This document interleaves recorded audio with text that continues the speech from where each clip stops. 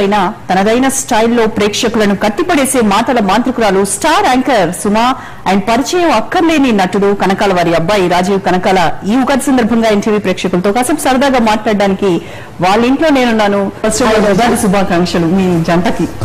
ఉగాది శుభాకాంక్షలు. ఉగాది శుభాకాంక్షలు. చూస్తున్న ప్రేక్షకులు కూడా ఉగాది శుభాకాంక్షలు. ఎన్టీవీ చూస్తున్న ప్రేక్షకులందరికీ ఉగాది శుభాకాంక్షలు. ఓకే, అలా మాటలు వరదాలా కంటిన్యూ అవుతూనే ఉంటున్నాం. పచ్చడి దగ్గర నుంచి మొదలవుతాం. ఓకే, ఎలా సెలబ్రేట్ చేసుకుంటున్నారు? రెగ్యులర్ గా ఉగాది పచ్చడి తినడం? తినే పచ్చడి మేము తింటాము. అంటే ఉగాది పచ్చడి అంటే మామూలుగా తన పచ్చిమిరపకాయల పచ్చడి బాగా చేస్తుంది. అది వేరే సందర్భాల్లో చేసినటువంటి పచ్చిమిరపకాయల పచ్చడి. ఇప్పుడు మాత్రం ఉగాది పచ్చడి ఖచ్చితంగా తిని ఆ రోజు తలంటి స్నానం చేసుకుని కొత్త బట్టలు వేసుకొని కుదిరితే తర్వాత దేవుడి దండం పెట్టుకొని గుడికి వెళ్ళడం ఆ రోజు అనేది కొంచెం కష్టం. స్నానం లేదు, కొత్త బట్టలు వేసుకోవడం కుదిరితే, స్నానం కుదిరినా కుదరకపోయినా తర్వాత గుడి ఒక్కోసారి కుదరదు. ఎందుకంటే రష్ ఎక్కువగా ఉంటుంది కాబట్టి అందరూ పాపం ఉగాది రోజు మాత్రమే దేవుడు అక్కడ ఉంటారని వెళ్తుంటారు. నేను మిగిలిన రోజులు వెళ్తాను.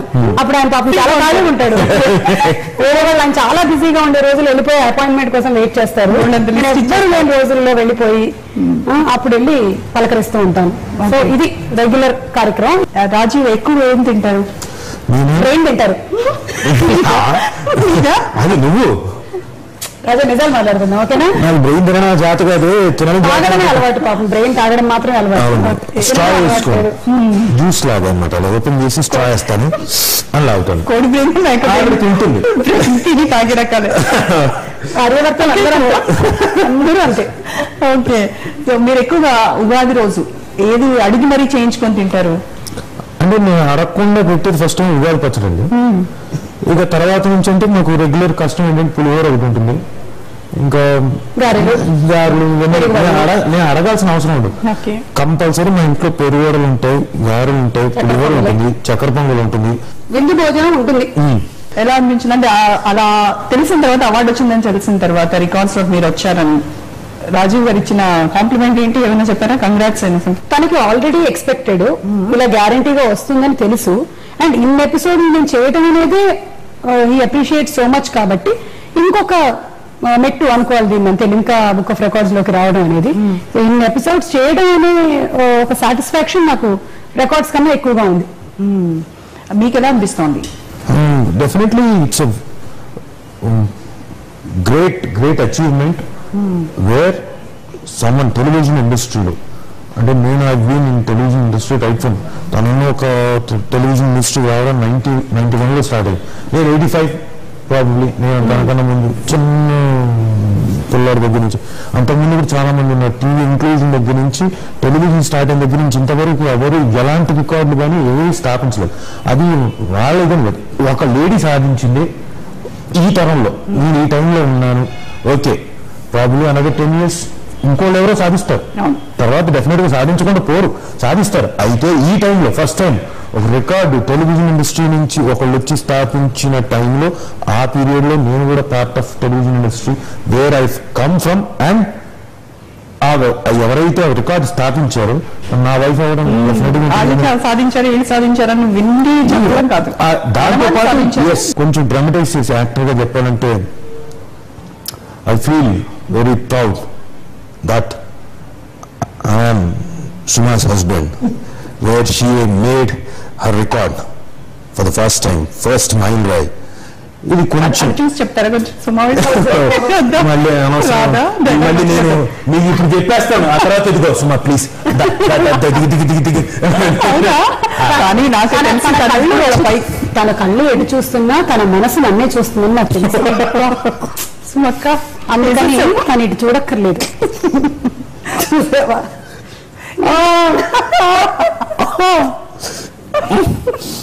ఈ మలయాళీ అమ్మాయి ఇలా ఇంత మాటలు మాంత్రికురాలు అవ్వడం వెనక తను ఏం చేసేదంటే, కేరళలో అప్పుడప్పుడు ఒక 2-3 రోజులు అక్కడ చోటానిక్కర మలయాళ భగవతి అని కొన్ని చోటానిక్కర మలయాళ భగవతి ഒരു താമസിക്കുമ്പോ ഒരു ടെമ്പിൾ ഉണ്ട്, അവിടെ ഉണ്ട് కొబ్బరికాయలుండు, అట్టి చెట్లుండు, ఇంకోటి ఉంది. అక్కడేమో పూజలు చేస్తుంటారు వాళ్ళు.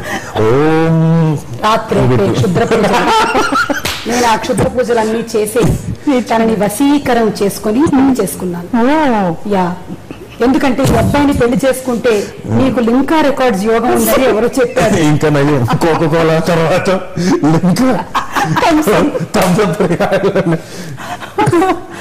సో జోక్స్ అపార్ట్ ఏంటంటే నాన్నగారు వృత్తిరీత్యా ఇక్కడ సెటిల్ అవ్వటం, ఉద్యోగం కోసం ఇక్కడికి రావటం, నేను కేరళలో పుట్టినా ఆ తర్వాత మళ్ళీ నాన్నగారు ఇక్కడ ఉద్యోగం చేస్తున్నారు కాబట్టి నన్ను ఇక్కడ తీసుకురావటం, ఫైనలీ అమ్మేమో తెలుగు తీసుకోమని స్కూల్లో ఎంకరేజ్ చేయటం, ఆ తర్వాత ప్రదీప్ గారు అసిస్టెంట్ డైరెక్టర్ ఉమామహేశ్వరరావు గారు ఒక డాన్స్ ప్రోగ్రామ్ లో చూసి పెళ్లి చూపులు అనే సీరియల్లో పిలవటం, అక్కడి నుంచి ఒక్కొక్క సీరియల్లోనూ రైటర్స్ డైరెక్టర్స్ అందరూ భాష మీద కమాండ్ తీసుకురావడానికని నాకు వాళ్ళ సలహాలు సూచనలు అన్ని ఇవ్వటం, వాటిని నేను పాజిటివ్ గా తీసుకొని తప్పులున్నా వాళ్ళు కొన్నిసార్లు నవ్వినా తిట్టినా వాటిని చాలా పాజిటివ్ గా తీసుకొని మనం తప్పు సరిదిద్దుకోవాలి అనే ప్రయత్నం చేసి ఒకసారి చేసిన తప్పుని మళ్ళీ రిపీట్ చేయకుండా ఉండే ప్రయత్నం చేయటం, ఆ తర్వాత ఇంకా ఇన్ ద ప్రాసెస్ రాజీవ్ని పెళ్లి చేసుకోవడం, ఇంకా అక్కడి నుంచి మలయాళం కుటుంబం తెలుగు కుటుంబంతో కలవటంతో ఇక్కడ ఎక్కువగా మెజారిటీ తెలుగు అవ్వడంతో తెలుగులోనే మాట్లాడడం, ఇవన్నీ తెలుగు మీద కమాండ్ తీసుకోవడానికి రావడానికి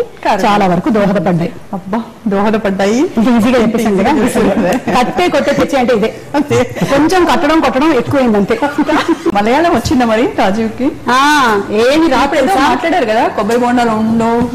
అమ్మాయిలకి నేను ఇచ్చే ఒక ఉచిత సలహా ఏమిటో తెలుసు, నన్ను ఒకటి చెప్తానండి, ఓకే మలయాళం నేర్చుకుంటాను, తనకి ధైర్యం ఉంటే నన్ను తీసుకెళ్లి కేరళలో ఒక ఏదైనా చక్కటి గర్ల్స్ హాస్టల్ ఎక్కడో ఉంటుందో అక్కడేమనండి 1 month వస్తుంది ఆటోమేటిక్ గా.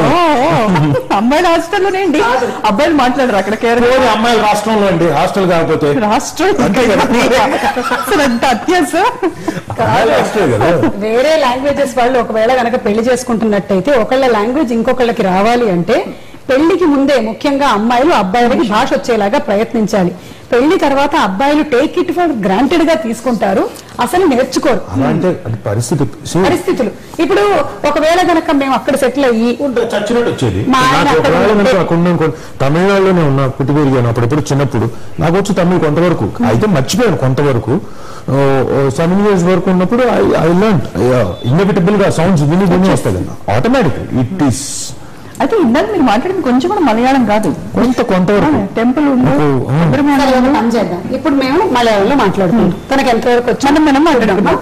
ശരി ശരി പറയൂ. പിന്നെ എന്തൊക്കെയാണ് ഇന്ന് ഊണ് കഴിക്കാൻ എന്താ ഉണ്ടാക്കുന്നത്? ഊണ് കഴിക്കില്ലേ അവിടെ റോസും വന്നിട്ടേ ഉള്ളൂ. എവിടെ? അവിടെ വീട്ടില്. ആരുടെ വീട്ടില്? നമ്മുടെ വീട്ടില്. ഓക്കെ. നാളെ രാവിലെ എന്താ ഉണ്ടാക്കണ്ടേ? ഞാന് നാളെ രാവിലെ 8 മണി. చూసావా రోజా ఈ అన్యాయం? ఈ మాటల్లో రోజా 8 మణి వీటిల్ అంటే ఇప్పుడు మా ఇంటికి మేము పెట్టిన పేరు కనకాల వీటిల్ అంటే మా ఇంటి పేరు పల్లసన పాచి వీటిల్, రాజీవ్ ఇంటి పేరు కనకాల. సో రాజీవ్ దీని కనకాల వీటిల్ అని ఇంటి పేరు పెట్టాలని పెట్టారు. సో ఆ వీటిల్లో వీటిలు రోషను 8 గంటలు ఇంతే మాట్లాడాడు. ఇప్పుడు కాదండి, ఎప్పుడు వచ్చాం కాదండి, బుల్లెట్ దిగిందా లేదా అన్నదే ఇప్పుడు నేను ఏం మాట్లాడానన్నది కాదండి, సెన్స్ అర్థమైందా లేదా. కనకాల వీటిల్ 8 o'clock 8 మణి రేపు అంతే ఫినిష్. సెన్స్ కన్వే అయిందా లేదా అంతే కదా. యాక్టర్ చేయాల్సింది అంతే కదా. Very good. యాక్టర్ చేయాల్సింది భాష మాట్లాడాలి, యాక్టర్ గా నేను చేయాల్సింది సెన్స్ కన్వే చేయాలి. సో ఇది మన మలయాళం. అర్థమైంది. ఈ మలయాళంతో కేరళలో వదిలేస్తే ఇంకంతే సంగతి. ఎందుకు నిన్నేమి ఇంప్రూవ్ చేయలేదు అక్కడ ఎంతసేపు కుంజిక్కుంజిరికో పాట కూడా పాడతాను. వద్దులేదు అంతే వచ్చు కుంజిక్కుంజిక్కుంజిరికో అని చాలు. కేరళకి వెళ్తే నన్నెవరు మలయాళీ అనుకోరు, తనని మలయాళీ అనుకుంటారు. కర్లీ హెయిర్, కొంచెం మీస కట్టు, మమ్మూటి గారు ఆ స్టైల్లో ఉండడం, హైట్, దాని తను చూడగానే వచ్చి మలయాళంలో మాట్లాడేస్తూ ఉంటారు. బయట నుండి కూడా పెట్టుకుంటారా? అక్కడికి వచ్చినప్పుడు గుళ్ళకి అంతా వెళ్ళినప్పుడు చక్కగా అక్కడ సీరియస్ స్ట్రిక్ట్ కష్టం. ఇప్పుడు మరి మీ అత్తగారు మామగారు వాళ్ళు మాట్లాడినప్పుడు వాళ్ళకి తెలుగు వచ్చా? మా అమ్మగారు వచ్చు. ఎందుకంటే అమ్మ నాన్న కూడా చాలా ఏళ్ల నుంచి సెకండ్రాబాద్ లోనే ఉన్నారు కాబట్టి సో బతికిపోయారు. నాకు అంత వచ్చు మలయాళం, వాళ్ళకి అంత బాగా తెలుగు వచ్చు. లేదు, మా ఆయనకి తెలుగు మలయాళం వచ్చిన దానికన్నా ఎక్కువ. అవును, నేను కాదంటలేదు, ఆవిడ నాతో బాగా మాట్లాడుతాను. నేను కొంచెం గ్రామర్ లోను గౌరవం. నేను అంతే ఎవరైనా ఆవిడ తామస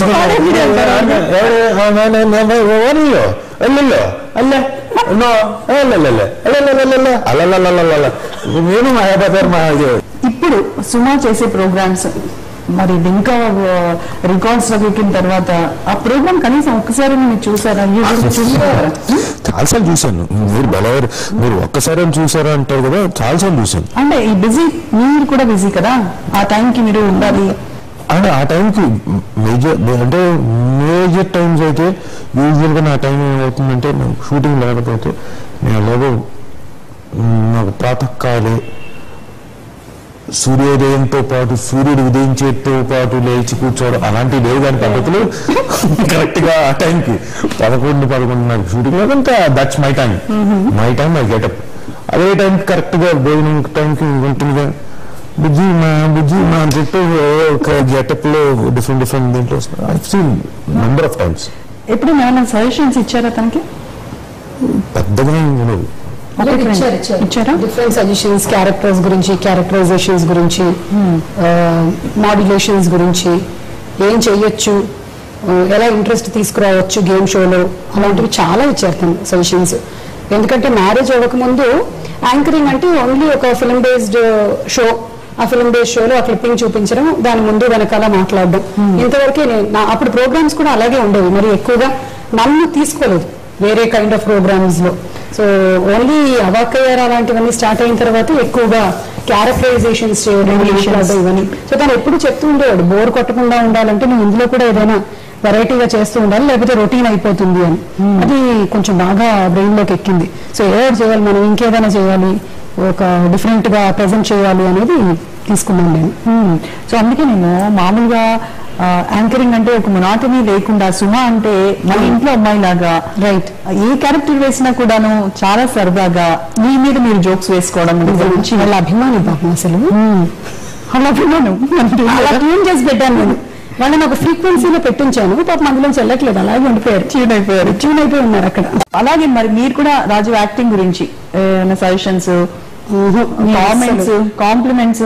కాంప్లిమెంట్స్ చాలానే ఇచ్చాను. కామెంట్స్ మీరు చెప్తారు. కాంప్లిమెంట్స్ ఇప్పుడు తను మేజర్ బ్రేక్ వచ్చిన సినిమా స్టూడెంట్ నెంబర్ 1 లో తన క్యారెక్టరైజేషన్, తను చేసిన విధానం సూపర్ గా ఉండింది. అసలు ఎన్టీఆర్ కి ఆపోజిట్ గా తను కంప్లీట్ గా సీన్స్ అన్ని పండడానికి both of them they're equally important, Rajamouli గారి డైరెక్షన్ తో పాటు. సో అందులో తన సీన్స్ ఒక రేంజ్ వరకు సీరియస్ విలనిజం చూపిస్తూ అక్కడి నుంచి కామెడీ ట్రాక్ లోకి వెళ్ళి ఆ కామెడీని గజాలతో పండించడం అనేది చాలా బాగా చేశాడు. అది బాగా నచ్చింది, అది చెప్పాం.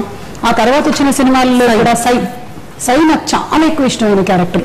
అసలు అందులోని డైలాగ్ నేనే నేర్చుకుని ఒకసారి చెప్పేశాను ఏదైతే ఫ్లాష్ లో, ఎందుకు ఏడుస్తారు, ఇప్పుడు ఏం జరిగిందని, అనుకున్నదేగా అయ్యింది, భిక్షు యాదవ్ మనుషులు మీకన్నా బలవంతులు, కొట్లాట్లలో ఆరితేరిన గుండాలు, చావంటే లెక్క చేయని రౌడీలు, వాళ్ళని పోరాడడానికి మీ దగ్గర ఏముందని, గెలవాలన్న ఒక కోరిక తప్ప.